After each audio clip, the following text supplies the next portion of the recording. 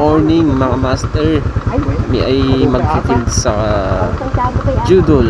Kasama ko yung dalawa. Mauna sila at tayo naman. Okay, let's go.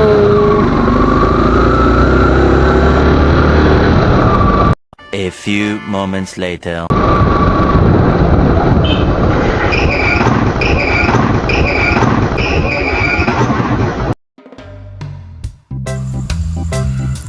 At dito nga mga master ay nabunggo ang aming kasama na lady rider. Ang bilis kasi nung isa, hindi man lang nag-precaution lalabas kami sa kanto.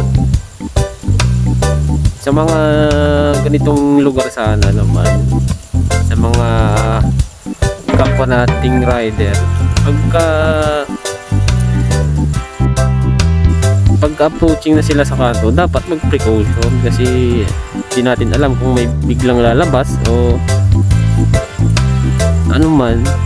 Dapat precaution kasi mahirap din kapag mabilis ka at may biglang lumabas, dali ka.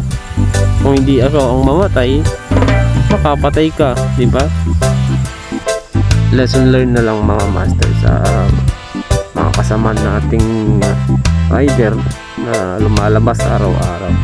Konting ingat lang.